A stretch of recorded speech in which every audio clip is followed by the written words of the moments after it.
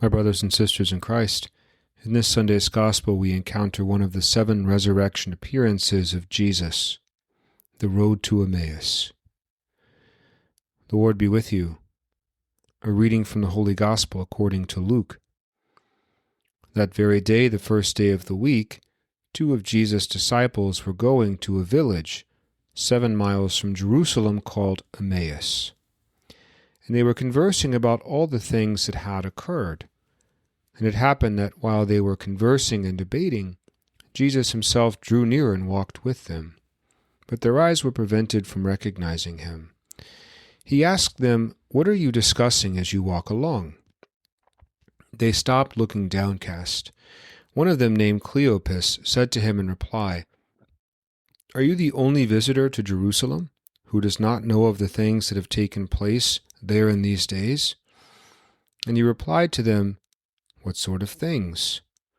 They said to him, "The things that happened to Jesus the Nazarene, who was a prophet mighty in deed and word, before God and all the people, how our chief priests and rulers both handed him over to a sentence of death and crucified him.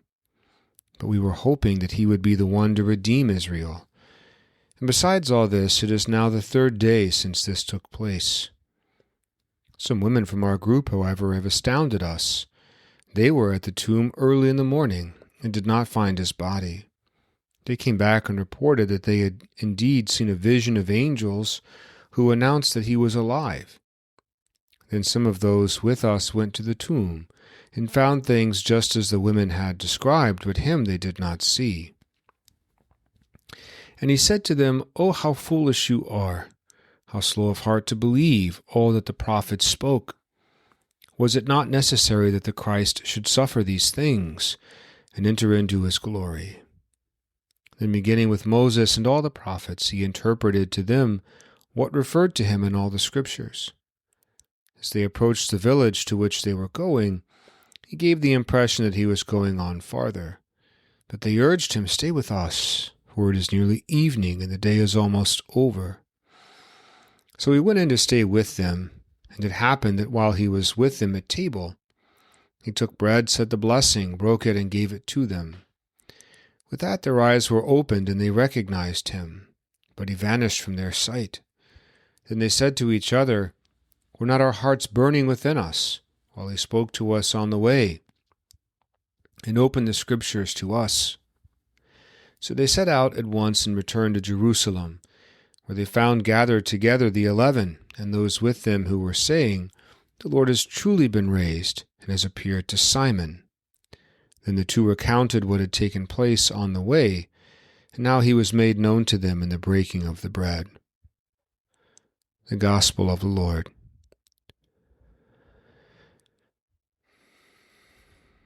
Have you ever read the short story Rip Van Winkle? It's a tale about a man who wanders off into the Catskill Mountains and takes a swig of a mysterious but powerful drink that makes him fall into a deep slumber shortly before the start of the American Revolution. Rip wakes up 20 years later, not with a headache but with a flowing white beard and no recollection of what had happened. Finding his way back home, he discovers that his village is larger than he remembers. No one recognizes him until he stumbles across his 2 children who've since grown up. There they share with him how the American Revolution came and went, and the sad news that some of his friends died in the war. Finding it to be all too much, Rip lives in denial, trying to live as if nothing ever happened. Something tells me the disciples in today's gospel want to be like Rip Van Winkle. They yearn for whatever it takes to move beyond their pain, their disappointment, and their unrelenting grief that Jesus has been crucified, died, and was buried. They thirst to take a swig of some mysterious ale, to pull the covers over their eyes, and to wake up 20 years later, while after life returned to normal, and people forgot about Jesus of Nazareth or their association with him. We had hoped that he would have been the one to redeem Israel, they say, unaware that they're actually speaking with Jesus.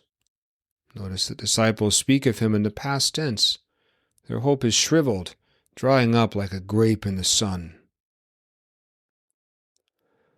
Both physically and spiritually, the disciples are retreating into the sunset, away from Jerusalem, away from their past. I imagine them looking downcast, kicking pebbles as they go, the pebbles being symbolic of how they themselves felt after being pushed out of a town by the crowds, out by the authorities, and out by their own desperate desire to start over. After listening to their sorrows, Jesus rebukes the two disciples. "How foolish you are," he cries. "How slow of heart to believe." Well, to believe what exactly? That the Christ should suffer, he says, these things, and enter into his glory. Let's be clear here. This is what we are called to believe and to celebrate.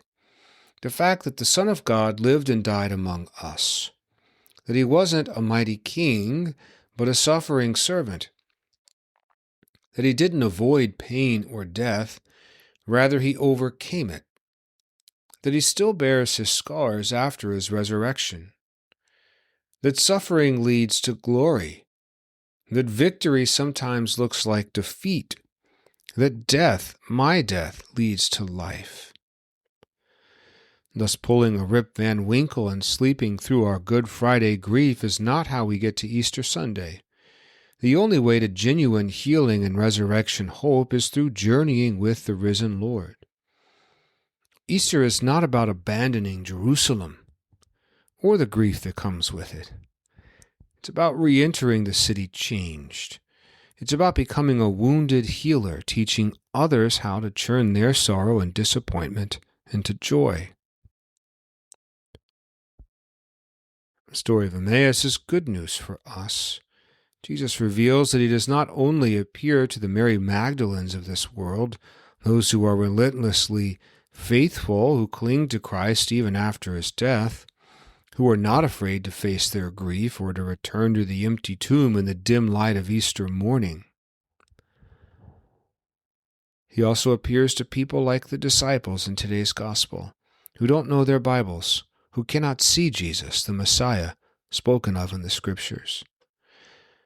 Jesus appears to the lost and disappointed, to those with broken dreams, to those who seem to be walking away from Jerusalem, away from the church, away from their faith, away from God. Jesus appears to them in disguise, in the face of a loved one, a friend, a stranger. Some may not find the Lord until the end of their lives, much like the author from that famous poem, Footprints in the Sand, when they realized that Jesus had been walking with them all along. And in the most painful moments of their lives, it was then that he carried them. The story of Rip Van Winkle, while creative, is not the story of Easter. Christians cannot close their eyes and wish time or grief away. Rather, we must encounter the risen Lord in the here and now at the altar. It is here where our hearts begin burning within us as we discover that Jesus has been raised from the dead and journeys with us still. Alleluia.